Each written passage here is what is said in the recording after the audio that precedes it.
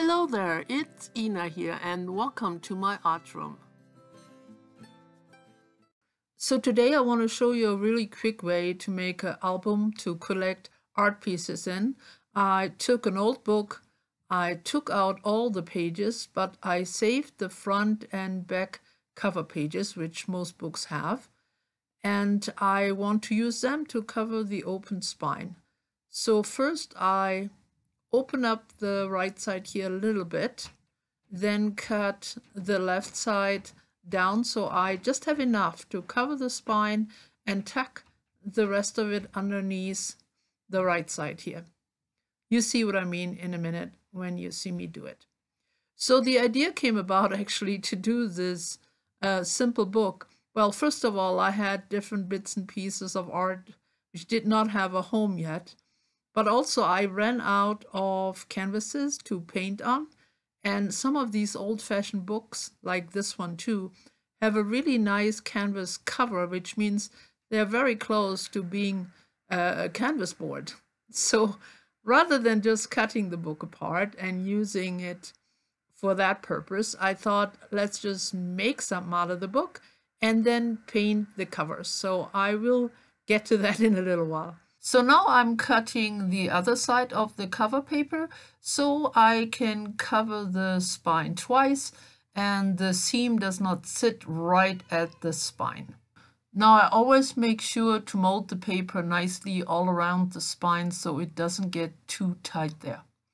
So I think everything is dry, yep, and I cut some cardstock to size. I cut 8 pieces, a little smaller than the size of my book cover, and I will lay them down 1 inch apart, just like you see me do here, and I secure them with a little bit of masking tape because I want to sew across right here with my sewing machine.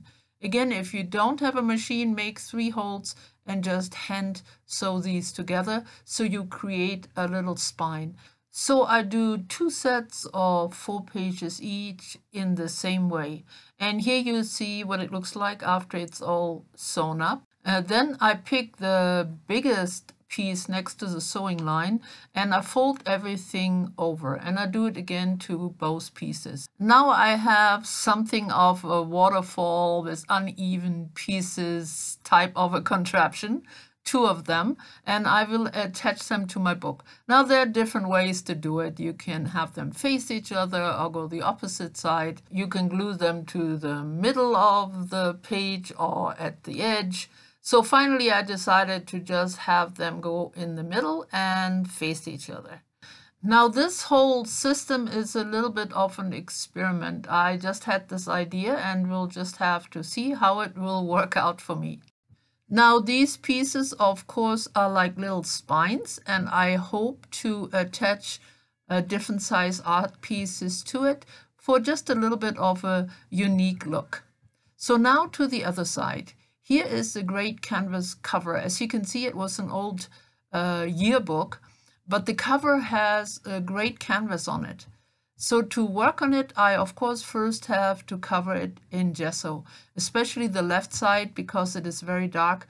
Got a couple of coats until it was ready.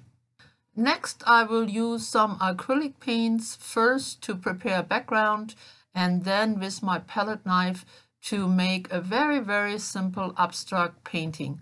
And this is all very self-explanatory. So I will let you listen to some music and I chat with you towards the end.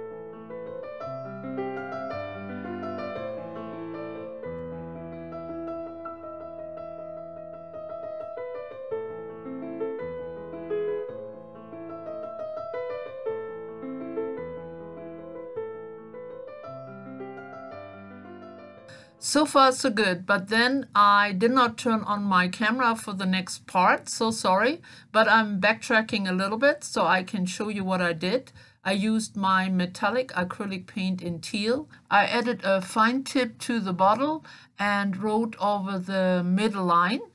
It fit nicely, especially on this big book, and it gave a bit of a color splash. So that's the way it was done. And here is the final result. Now, when you use these fine tips, they work really well, but as soon as you're done, make sure you throw them in your water, and then you can use them over and over again. Otherwise, they'll block up and they are kind of useless next time around. So this is the next day because the teal really took some time to dry.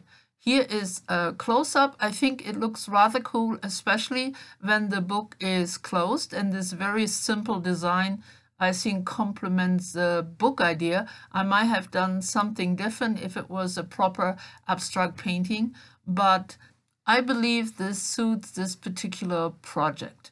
Now, because it is a book, I want to give it a little frame. I used just a permanent marker in brown, and I just made more or less corners here. You can see me using my ruler trying to get it straight, and I make a really small line over the spine as well. And that kind of concludes the cover. Oh, not quite yet, because I wanted to protect it a little bit. So for that, I used a sponge. It is not soggy wet, but pretty wet, and some varnish. This is especially for protecting acrylic paintings. And then I just do a quick wipe. I find this the easiest to protect paintings as well, as it doesn't make any streaks, goes on very smoothly and not too thick. And it dries very quickly. So that is really the last part. My book is done. I decided not to put a closure on it, at least not yet. And I already added some pieces to the inside. Now this is definitely a work in progress, as I will be adding pieces as they're gifted to me. So these pieces are not done by me, but they come from friends, they come from my art teachers, and so on. I added a little bit of washi tape here and there to break it up. And of course, there is lots more room. This big piece here on the bottom, I was able to add by folding it over. And as I said, this will take time to complete and no hurry.